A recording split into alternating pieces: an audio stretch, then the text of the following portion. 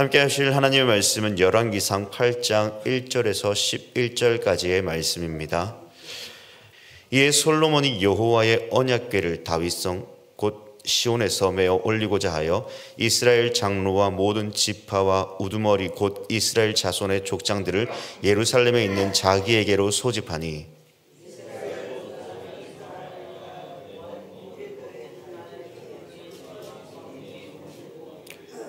이스라엘 장로들이 다 이름에 제사장들이 궤를 매니라.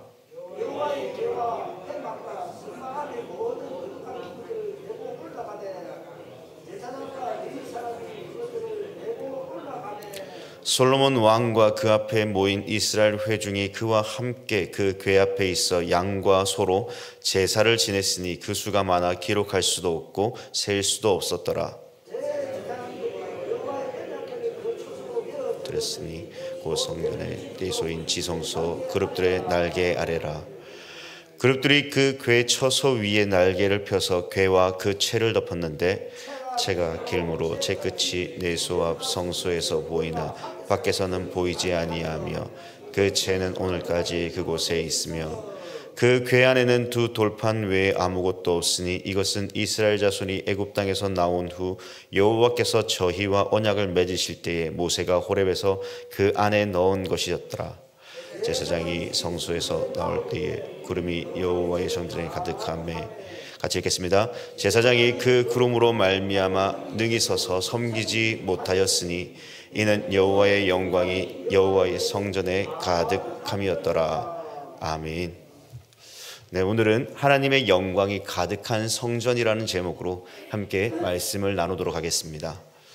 출애굽기 40장 말씀에 보면요, 여호와께서 모세에게 첫째 달 초하루에 성막 곧 회막을 세우라라고 명령하십니다.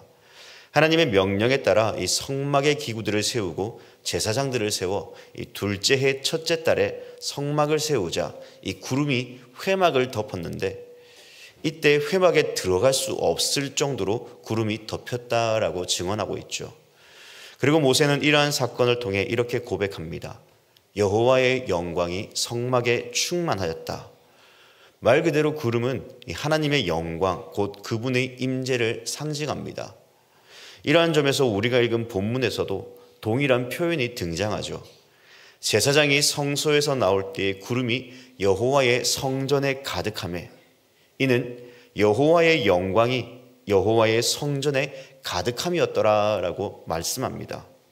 하나님의 영광이 가득한 성전, 그 놀라운 은혜가 우리 온천제일교회에도 동일하게 임하는 놀라운 역사가 나타나길 소망합니다. 하나님의 영광이 가득한 성전으로 나아가기 위해 그러면 우리는 어떻게 해야 되겠습니까?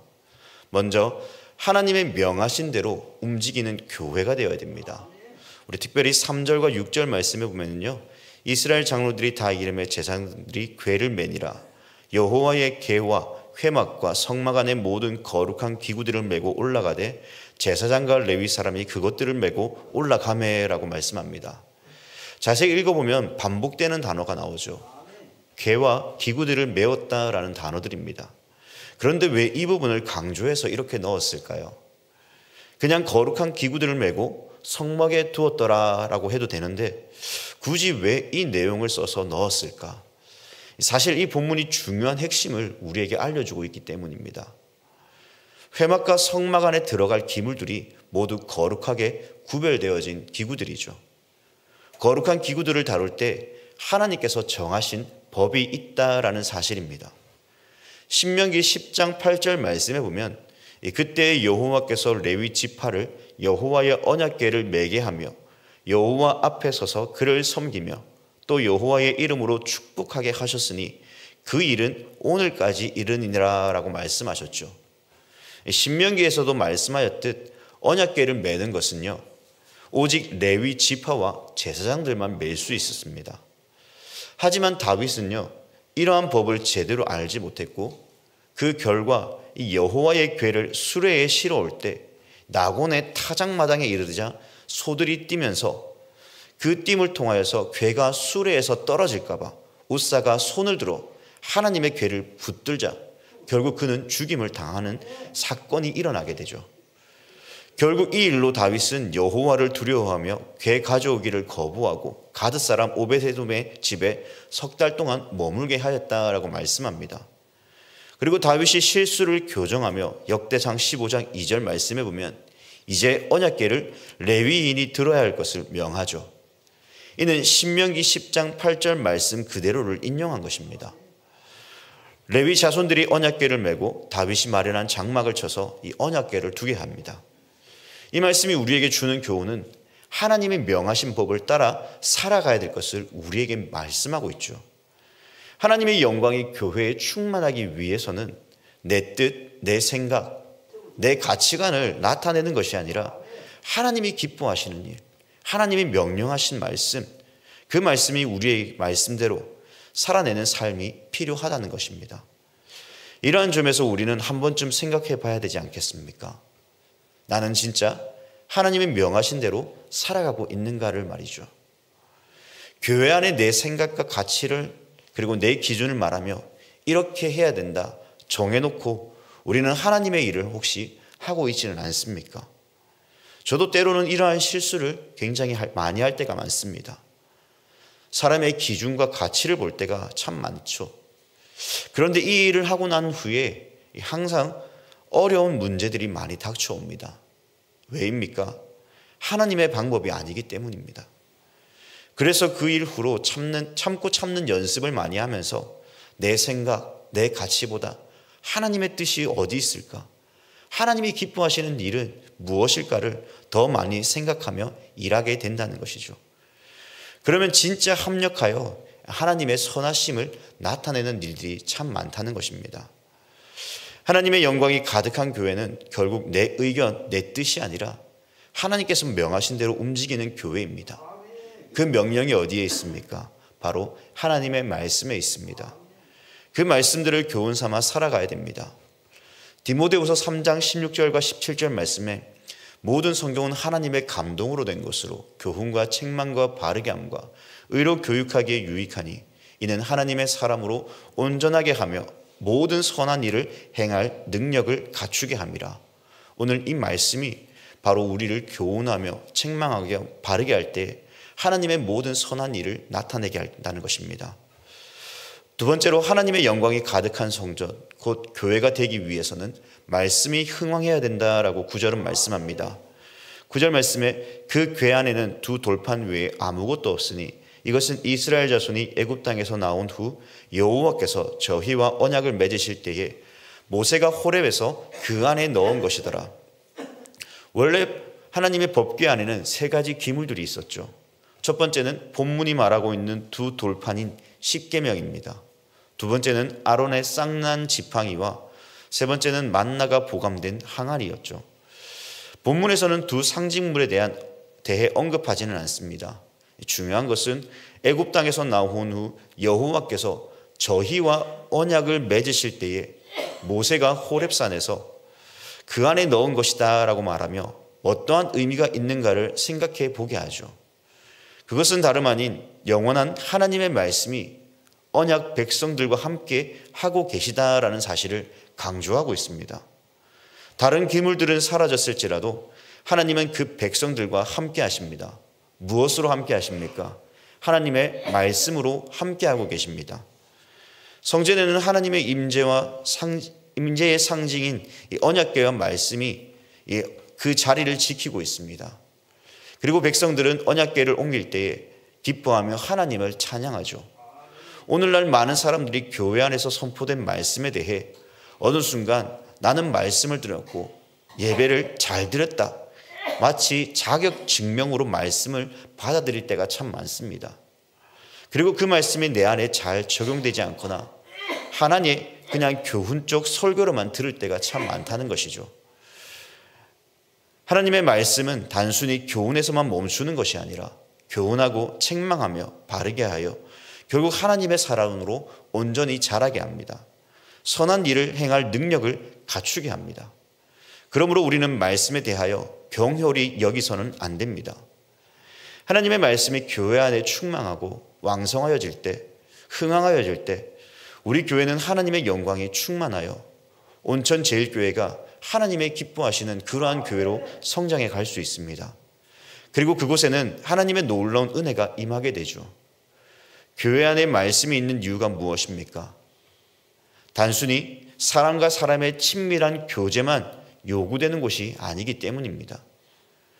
그곳에는 항상 하나님의 말씀이 있어야 되고 그 말씀을 듣고 나누며 교제할 때 비로소 놀라운 하나님의 은혜를 경험하게 됩니다.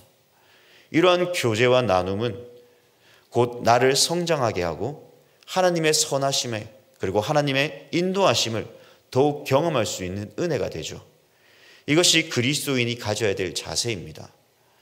사무엘서 3장 1절 말씀에 보면 하나님의 말씀이 희귀할 때가 있었음을 고백합니다.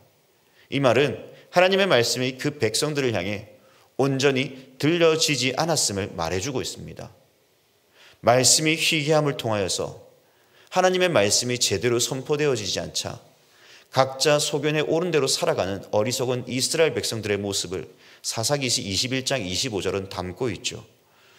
그러므로 우리는 생각해야 됩니다. 하나님의 말씀을 더욱 귀하게 여기며 그 말씀 앞에 우리는 순종하는 삶을 살아가야 된다라는 사실을, 오늘날 우리는 특별히 설교만큼 이 홍수 시대에 살아간다라는 이러한 말들을 참 많이 합니다. 내 마음이 듣고 싶은 설교만 찾아갈 때가 참 많습니다. 그러면 우리는 어떻게 살아가야 되겠습니까? 간단합니다. 주일날 선포된 말씀을 통해 그 말씀을 가지고 삶을 나누며 교제하고 은혜를 나누며 나갈 때 우리 교회는 더욱 풍성한 하나님의 은혜를 더욱 충만하게 경험할 수 있습니다. 마지막으로 하나님께 예배하는 삶임을 오늘 5절은 우리에게 교훈하고 있습니다. 솔로몬 왕과 그 앞에 모인 이스라엘 회중이 그와 함께 그 궤 앞에 있어 양과 소로 제사를 지냈으니 그 수가 많아 기록할 수도 없고 셀 수도 없었더라. 말 그대로 하나님께 예배하는 삶이 오늘날 교회 안에 하나님의 영광이 충만한 교회로 서 나갈 수 있습니다. 솔로몬 때 언약궤가 옮겨지는 모습과 달리 이 다윗의 시대에 언약궤가 옮겨질 때 이 다윗은 어떻게 했을까요? 이 사무엘하 6장 13절 이하의 말씀을 보면요, 언약궤를 맨 사람들이 6걸음을 가매 다윗이 소와 살찐 송아지로 제사를 드리고 여호와 앞에서 힘을 다하여 춤을 추었다라고 합니다. 이 모습은 마치 예배 때 우리가 하나님 앞에 어떻게 나아가야 되는가를 보여주고 있죠. 물론 이 말씀의 글만 보고 예배 때마다 춤을 춰야 하는가라는 그러한 고민이 있는 것이 아니라 그만큼 예배 때마다 나의 힘을 다하여 내 마음과 정성을 다하여 하나님을 향해 우리의 마음과 생각을 하나로 모아 하나님을 진실되게 예배해야 된다는 것을 이야기합니다. 누구를 위해서입니까? 오직 하나님을 위해서 예배하는 삶입니다. 교회가 하나님의 예배로 하나님의 말씀으로 충만함 나아갈 때 그 충만한 임재가 우리 가운데 가득하여집니다. 하나님께 우리의 마음과 뜻과 정성을 다해 예배함에 나갈 때 시편 29편 2절의 말씀처럼 여호와께서 그의 이름에 합당한 영광을 돌리며 여호와께 그의 이름에 합당한 영광을 돌리며 거룩한 옷을 입고 여호와께 예배할지어다라는 이러한 말씀처럼 하나님의 이름에 합당한 영광을 돌리는 삶을 살아내야 되죠. 하나님이 우리를 얼마나 사랑하시는가를 그 아들을 통해 하나님은 우리에게 나타내 보여주셨습니다. 하나님이 우리를 얼마나 사랑하시는 그 증거를 그 아들을 통해 확증해 나타내셨죠. 그러므로 우리는 그 은혜와 사랑에 감사하며 지금도 여전히 인도하시는 하나님께 우리는 우리가 드릴 수 있는 최선의 그 예배를 하나님께 올려드려야 됩니다. 그래야 할 때 교회 안에는 성령의 충만한 은혜와 역사가 가득하게 됩니다. 하나님이 부어주시는 놀라운 은혜가 가득 차고 넘치게 됩니다. 하나님께 예배하는 삶이 그저 걸음만 왔다가 가는 그러한 예배가 아니라 다윗처럼 최선의 모습을 다해 예배하며 우리가 드릴 수 있는 예배에 최선을 드려야 됩니다. 솔로몬 또한 그 제사를 위해 양과 소로 제사를 지낼 때 그 수를 셀 수 없을 만큼 제사를 드렸다고 합니다. 이는 솔로몬이 하나님을 향해 어떠한 마음을 가지고 있는가를 또한 잘 보여주는 말씀이기도 하죠. 또한 그의 아버지 다윗의 뜻을 잘 계승하는 모습이기도 합니다. 그러므로 5절은 우리에게 무엇을 교훈하고 있습니까? 예배에 대해 최선을 다하여 하나님께 나아가야 된다라는 사실을 우리에게 가르쳐 줍니다. 예배를 우리는 너무나 가볍게 여기지 말고 언제나 예배의 대상은 하나님이십니다. 그저 하나님은 신이 아니라 이 세상 모든 만물을 창조하신 창조주이시며 나를 구속하여 주신, 또한 은혜를 베풀어 주신 구속의 하나님이십니다. 지금도 여전히 나와 함께 하시며 나의 삶을 인도하시는 하나님이시죠. 그리고 마지막 날 우리를 천국까지 인도하시는 하나님이십니다. 그 영원한 나라에서 영원토록 찬양받으시기에 합당하신 하나님이십니다. 그러므로 우리는 살아계시며 지금도 역사하시고 우리를 인도하시는 하나님을 온전히 믿고 그분 앞에 우리가 드릴 수 있는 최선의 예배를 온 힘을 다하여 드릴 수 있는 그러한 삶을 살아낼 수 있기를 간절히 소망합니다. 말씀을 정리하겠습니다. 하나님의 영광이 이 교회 위에 충만하여지려면 어떻게 해야 됩니까? 먼저 하나님의 명령대로 움직이는 교회가 되어야 됩니다. 내가 원하는 방향, 생각, 가치를 가지고 교회의 사역을 이끌어가면 반드시 실패하고 상처와 아픔밖에 남지 않습니다. 내 가치와 기준이 아닌 말씀의 가치와 기준, 곧 하나님의 말씀이 원하는 방향으로 나아가면 하나님의 영광이 충만하며 아름다운 교회로 세워집니다. 둘째, 말씀이 흥황하는 교회가 되어야 됩니다. 흥황하다라는 뜻은 싹이 트거나 꽃이 피는 모습을 연상하게 하죠. 말씀이 우리 가운데 싹이 피고 피어날 때 이 교회는 더욱 아름다워지고 말씀이 충만하여져서 더욱더 하나님의 놀라운 기적과 이적이 나타나는 은혜가 임합니다. 마지막으로 하나님께 진정한 예배를 드리는 교회가 되어야 됩니다. 진정한 예배를 드리는 것은 세상 모든 만물의 진정한 주인이심을 우리가 고백하는 것이죠. 우리의 왕 되신 하나님만 온전히 섬기겠습니다라는 고백입니다. 그리고 이 고백을 통해 하나님의 은혜가 이 교회 가운데 역사하시며 교회를 향한 하나님의 놀라운 계획과 그 뜻이 나타날 것입니다. 말씀이 살아 숨쉬며 말씀이 꽃이 피는 교회, 하나님의 말씀을 준행하는 교회, 오직 하나님만 예배하며 섬기는 교회로 세워질 때 이 교회 위에 하나님의 영광이 더욱 충만해집니다.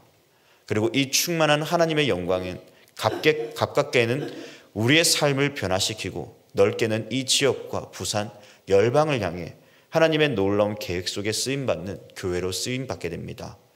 이러한 은혜를 날마다 사모하며 또 살아내는 우리 모든 온천교회 성도님들이 되길, 온천교회 제일교회 성도님들이 되기를 주님의 이름으로 간절히 부탁드립니다.